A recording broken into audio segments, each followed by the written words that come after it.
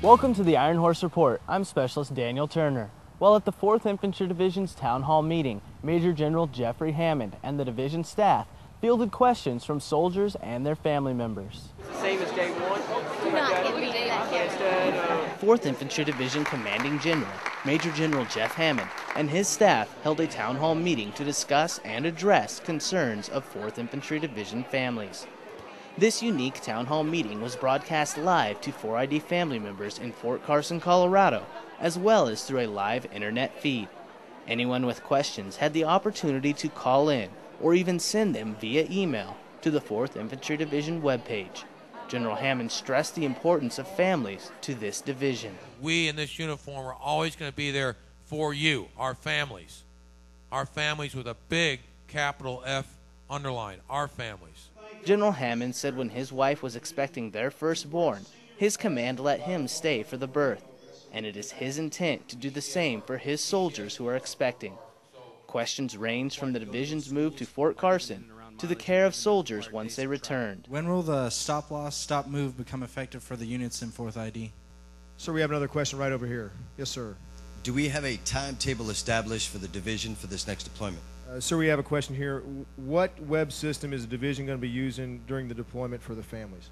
With 15-month deployments, will our soldiers receive more EML time? They're off of email. When will 4ID restation to Fort Carson? What's the plan? The staff answered as many questions as they could and promised to research questions they didn't have the answers to. The division staff was very pleased with how the town hall meeting went and said it's a 4ID priority to make sure the Ironhorse families are not forgotten when the division deploys. Reporting for the 4th Infantry Division Public Affairs, I'm Specialist Daniel Turner, Fort Hood, Texas. Sir, we have a question over here. The 4th Infantry Division staff will conduct monthly town hall meetings once the Ivy Division deploys. In Fort Carson, Colorado, the 2nd Brigade Combat Team is getting settled in and training hard. In order to train, they need vehicles. Specialist Ruth Copley reports on the soldiers of the Warhorse Brigade receiving their vehicles. Receiving equipment has kept the 4th Infantry Division 2nd Brigade Combat Team busy since their move from Fort Hood, Texas. Training and Operations NCOIC, Sergeant First Class Aaron Lang says, since the arrival of the vehicles, soldiers are working hard to make them combat ready for future training and operations. Basically make the vehicles our own, which involves cleaning up of the vehicles. If there are any type of bows, covers, doors, seats, anything of that nature, we try to get all those items onto those vehicles. The first wave of vehicles consisted mainly of Humvees and track vehicles. As each vehicle arrives, it goes through a series of tests and checks before reaching its unit. Our civilians will get it, the ones that work for our unit. They'll fix everything they can find on it, and then they'll do a packet on it, which includes like a 2404, which is like what faults they found and how they showed how they repaired them. Soldiers are not the only ones kept busy with motor pool duties. As vehicles are issued, Warhorse mechanics are glad to be back in business again. I'm ready to start working. Our mechanics are ready to start working. No one likes to sit around here, makes the day go by slow. 2nd Brigade officials say the first wave is almost complete and units are ready to start receiving and training on their heavier wheeled vehicles. Reporting for 4th Infantry Division, 2nd Brigade Combat Team, I'm Specialist Ruth Copley, Fort Carson, Colorado. 2nd Brigade officials say the issuing and transferring of vehicles has gone quite smoothly.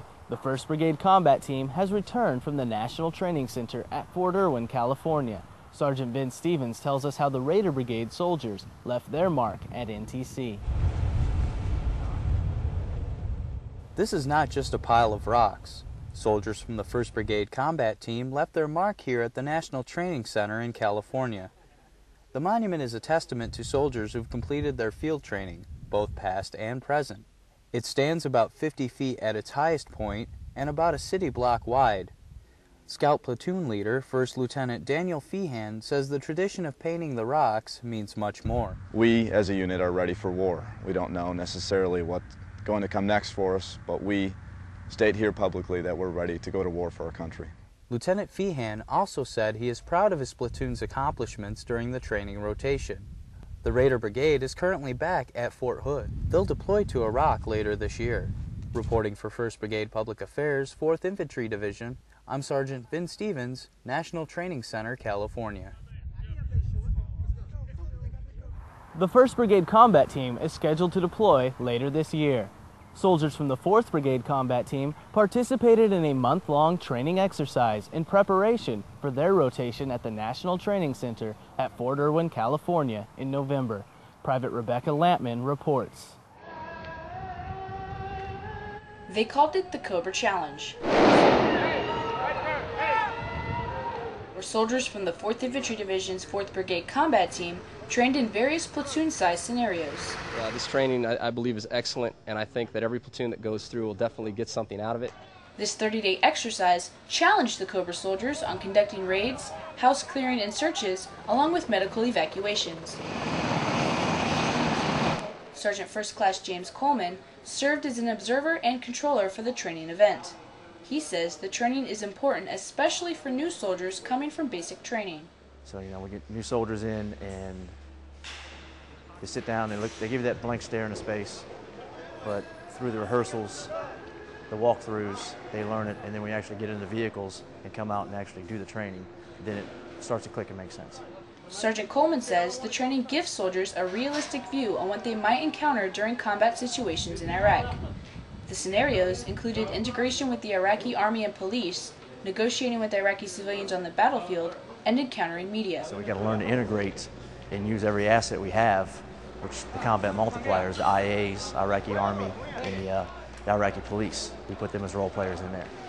We try and give all available assets to the soldier to use to help make his objective and his mission easier.